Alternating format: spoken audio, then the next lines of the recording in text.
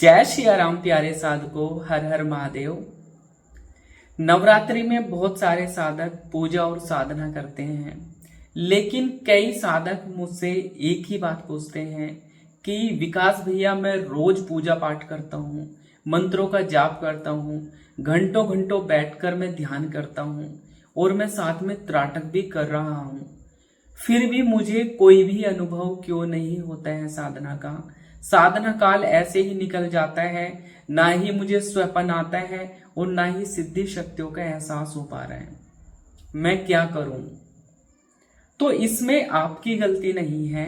बहुत सारे साधक गलत विधि के माध्यम से अपनी पूजा पाठ या प्रॉपर अपनी साधना को करते हैं, जिसकी वजह से उनको ना तो कोई ध्यान के अनुभव होते और ना ही उनकी दृष्टि खुल पाती है। तो प्यारे साधकों, आज की इस प्यारी सी वीडियो के अंदर मैं जो जानकारी लेके आया हूं वो नवरात्रि में आप किस प्रकार से सही तरीके से पूजन पाठ करें अपना, और नवरात्रि की साधना को करके आप अपने कैसे जीवन में चल रही सभी प्रकार की परेशानियों को दूर कर सकते हैं। तो आप इस वीडियो को जरूर देखिएगा। तो प्यारे साधकों, सबसे पहले मैं आपसे रिक्वेस्ट करूंगा, आप मेरी इस वीडियो को लाइक करें, चैनल को आप सब्सक्राइब करें और कमेंट में आप अपने प्रश्नों को भी भेज सकते हैं। यदि आपके पास में कोई भी नवरात्रि से रिलेटेड कंफ्यूजन है या इस साधना से रिलेटेड कोई भी कंफ्यूजन है तो आप कमेंट सेक्शन में जरूर लिखिएगा। और जिन साधकों को अपना ओरा और नेगेटिविटी की चेकिंग करानी है या मेरी मेडिटेशन क्लास के साथ में जुड़कर अपनी स्पिरिचुअल प्रोग्रेस करनी है तो आप मेरे इस व्हाट्सएप नंबर पर कांटेक्ट करके जानकारी प्राप्त कर सकते हैं। तो प्यारे साधकों, शुरू करते हैं इस प्यारे सी वीडियो को। तो प्यारे साधकों, क्या आपने कभी सोचा है कि नवरात्रि के दिनों में यदि हम कोई भी साधना करते हैं तो वो कहीं ना कहीं हमारी सिद्ध हो जाती है। इसके पीछे का कारण यह होता है कि ब्रह्मांड की सभी समस्त शक्तियां इन दिनों में पूर्ण रूप से जागृत अवस्था में होती है। तो जब हम उनको मनाने की कोशिश करते हैं, उनके मंत्रों का जाप करते हैं, उनके भजनों को गाते हैं, तो वह शक्ति प्रसन्न होके हमें अपनी सिद्धि शक्ति और अपना आशीर्वाद प्रदान कर देती है या हमारी दिव्य दृष्टि या आज्ञा चक्र को जागृत कर देती है।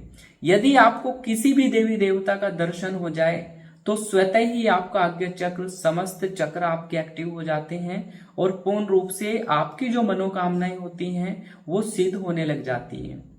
तो प्यारे साधकों, 9 दिन ये बहुत महत्वपूर्ण होने वाले हैं, तो आप इस विधि से जरूर फॉलो करना। अब मैं आपको बताता हूं कि इन दिनों में आप किस प्रकार से अपनी साधना की तैयारी करेंगे।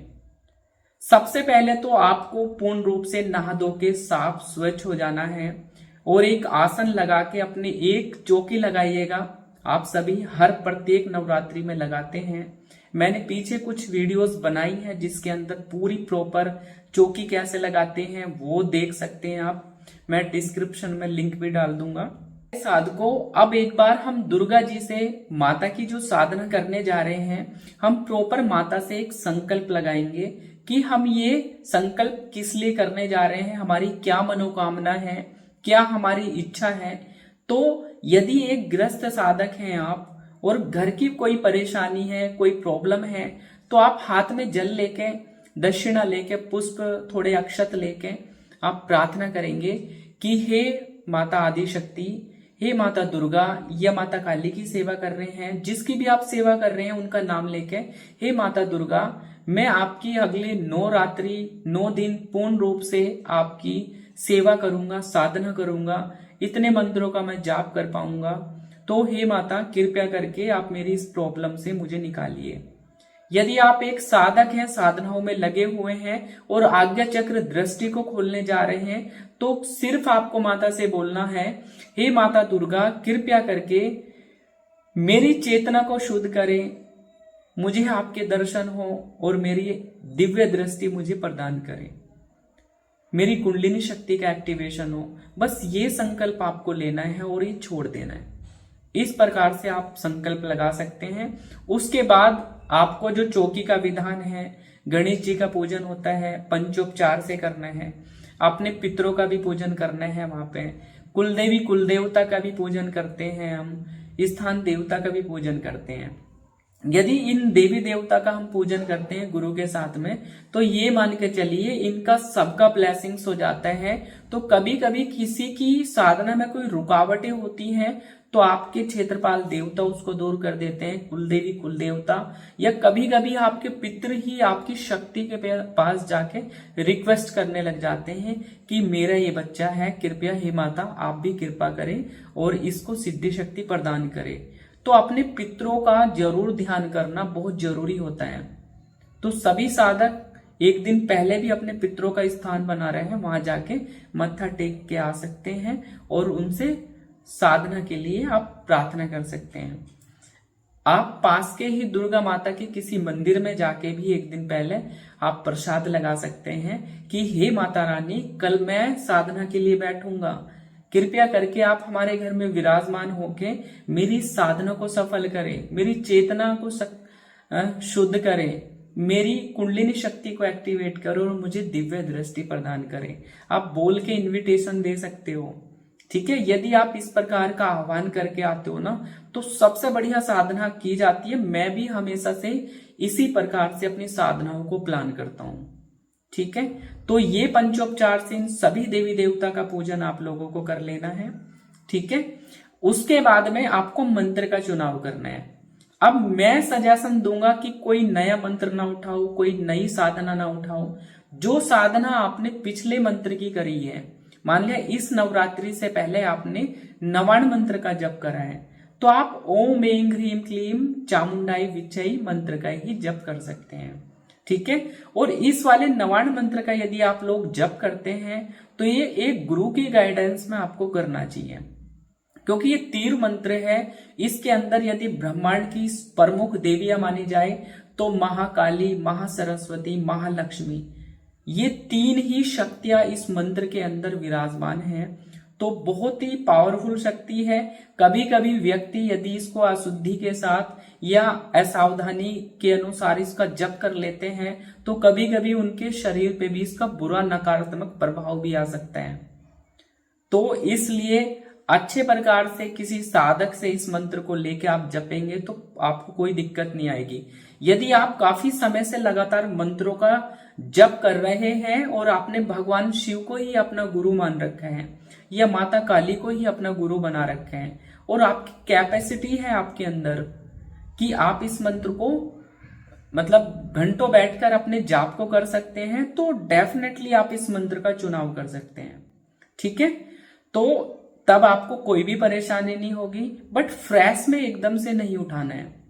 इसके अलावा यदि आप माता दुर्गा की साधना करना चाहते हैं तो आप माता दुर्गा के ओम दुम दुर्गाय नमः ओम इस बीज मंत्र का यदि आप चुनाव करते हैं तो आपकी साधना 100% से सफल होगी। और यह बहुत माता दुर्गा जी का ये सौम्य मंत्र है, ठीक है। तो आप इस मंत्र का चुनाव करके इस मंत्र की, यदि आप गृहस्थी में अपना ऑफिस का काम भी देखना, बस थोड़ा ही घना पूजा पाठ कर सकते हैं तो आप केवल 11 माला का जप कर लो इसका, ठीक है। बट यदि दृष्टि और सिद्धि के लिए आप प्रयासरत है कि आपकी इष्ट देवता की शक्ति जागृत हो, आपकी सवारी खुले, देवता शरीर पे आके बोले, तो भाई उसके लिए कठिन तपस्या करनी पड़ेगी। आपने सोचा एक माला कर ली तो सारी चीज हो जाएंगी, तो ऐसा नहीं होने वाला। आपको कम से कम 100 माला का टारगेट आप ले सकते हैं। 51 सुबह के समय कर लो, 51 शाम को कर लो। अब साधना करने का समय क्या हम चुनाव करें? भाई सबसे बढ़िया साधना का जो समय होता है वो सुबह 4 बजे से 6 बजे का आप चुनाव कर सकते हैं ब्रह्म मुहूर्त में। और दूसरा समय आप चुनाव कर सकते हैं रात के 9 बजे से आप पूरी रात्रि का भी कर सकते हैं, क्योंकि नवरात्रि है कि माता की जागृत अवस्था में उस समय आप पूजन पाठ करें। मान लिया आप ओम दुम दुर्गाय नमः मंत्र का जप कर रहे हैं तो माता की जो अखंड ज्योत होती है, अखंड ज्योत के ऊपर साक्षात रूप से देवी विराजमान होती है। तो यदि आप अपनी ज्योति को देखते हुए उस ज्योति के ऊपर ही त्राटक करते हैं तो आपका आज्ञा चक्र बहुत तीव्र गति से जागृत होता है। आपको शरीर के अंदर बहुत गर्मी फील होने लग जाती है और आपकी एकाग्रता बढ़ती है और धीरे धीरे से विजन्स आपको दिखाई देना प्रारंभ हो जाते हैं। आप आंखें भी बंद करेंगे तो वह लो एग्जैक्ट आपको दिखाई देना प्रारंभ हो जाएगी, जब तक कि आप इस प्रैक्टिस को यदि 10 से 15 मिनट डेली करते हैं सुबह और शाम, तो अगले 9 दिन में इतनी आपका त्राटक बढ़िया हो जाएगा, क्योंकि उस जगह आपकी माता विराजमान है वहां पे। और माता जहां विराजमान है, फिर वो आपका ध्यान, आपके जो ओवर थिंकिंग है उनको, सारे स्ट्रेस को, सारी मलिनता को, सबको दूर कर देती है। क्योंकि जो अशुद्धि प्रवेश करती है इन्हीं आंखों के माध्यम से करती है। अब इस दौरान आपने पवित्र रूप से ज्योति को देखा, माता ज्वाला जी को देखा एक तरीके से, तो कहीं ना कहीं आपके सारे शरीर के विकारों को वो दूर करके ओरा बनाती है और सिद्धि शक्तियों के अंश आपके अंदर ट्रांसफर होने लग जाते हैं। जब आप ये त्राटक करेंगे तो कभी ऐसा आपको दिखाई देगा कि आपकी जो आंखें हैं, आंखों के सामने कुछ पुंज आपको दिखाई देना प्रारंभ होंगे, कुछ ज्योति की लो आपको दिखाई देंगी। ऐसा लगेगा कि कोई ज्योति की लो आपके अंदर आ रही है। तो आपको परेशान नहीं होना, यह वह टाइम है जब माता आपके अपनी शक्ति के कुछ अंश आपके शरीर के अंदर, आपकी ऊर्जा के अंदर, शरीर के अंदर प्रदान कर रही है।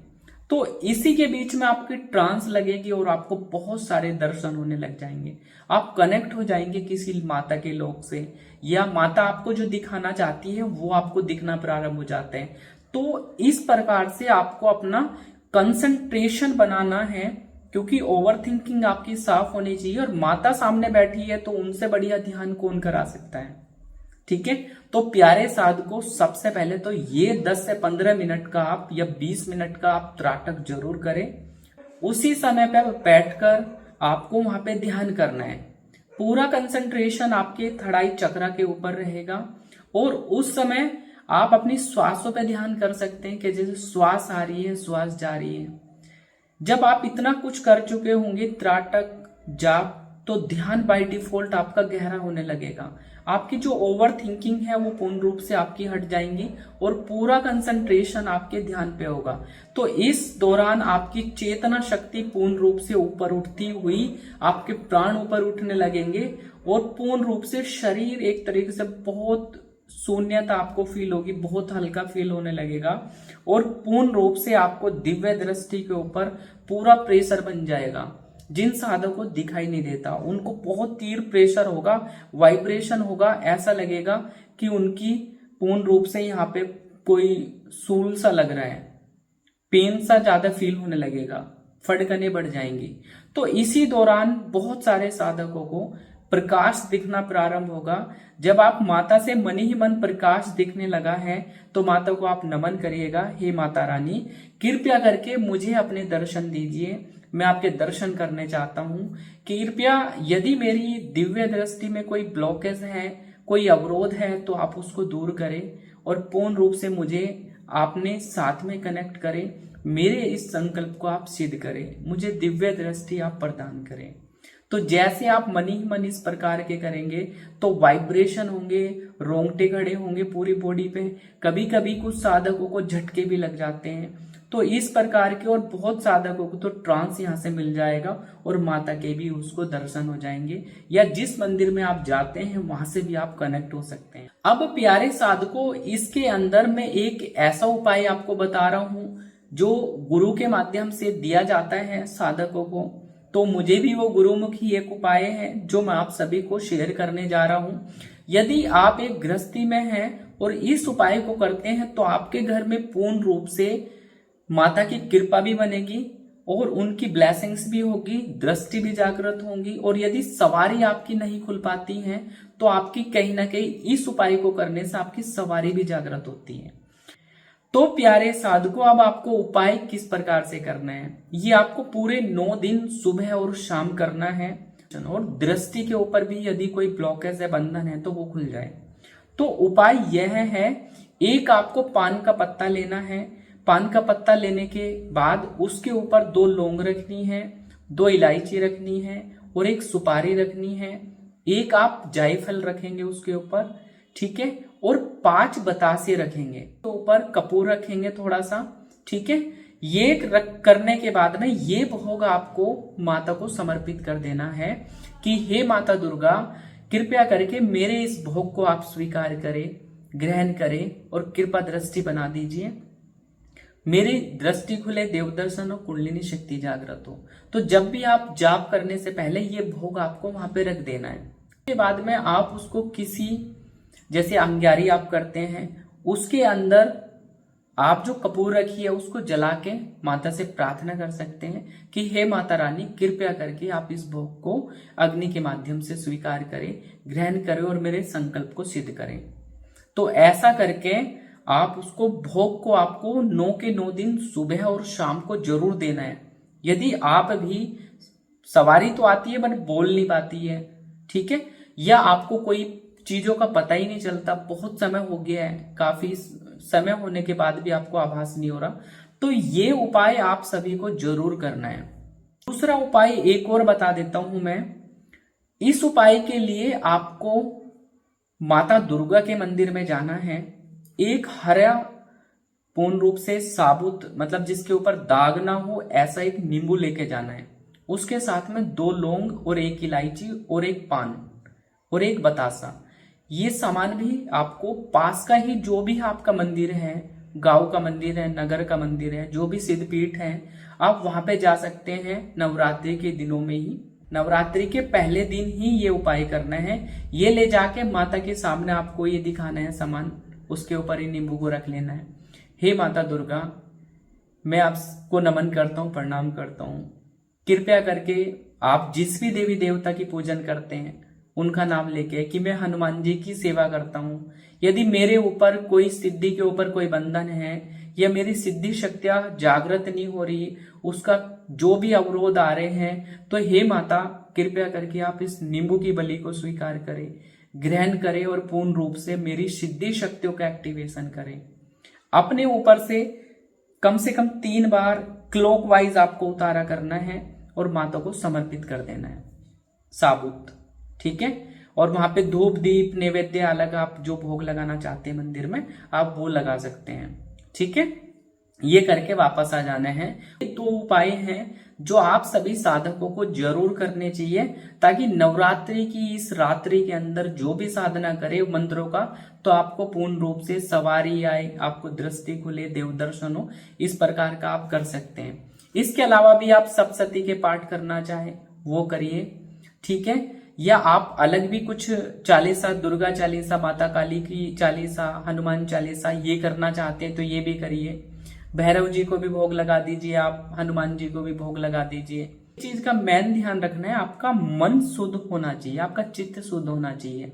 आप जाप ध्यान साधना कर रहे हैं, फेसबुक स्क्रॉल कर रहे हैं और गलत भावनाएं आपके अंदर आ रही हैं, तो वो चीज आपको बिल्कुल इस नवरात्रि में अवॉइड करनी है। यदि आपका मन अशुद्ध रहेगा तो भाई कोई भी साधना आपकी सफल नहीं होगी। तो प्यारे साधकों, अगर यह साधना आप नियम से इन 9 दिन नवरात्रि में आप श्रद्धा भक्ति से करते हैं, तो आपकी आंतरिक शक्तियां बहुत तीव्र गति से जागृत होने वाली हैं। आपकी दृष्टि भी खुलेगी, आपको देव दर्शन होगा, कुंडलिनी शक्ति, जो भी आपकी मनोकामनाएं पूर्ण रूप से आपकी पूरी होगी। आपको एक बात याद रखनी है, सिद्धि जल्दबाजी में नहीं मिलती, सिद्धि लगातार प्रयासों से मिलती है। तो प्यारे साधकों, यदि आपको मेरी यह वीडियो अच्छी लगी तो आप मेरे वीडियो को लाइक करें, चैनल को सब्सक्राइब करें और कमेंट में जय माता दी लिखना ना भूलिएगा। तो प्यारे साधकों, आप सभी को जय माता दी, हर हर महादेव, जय श्री राम।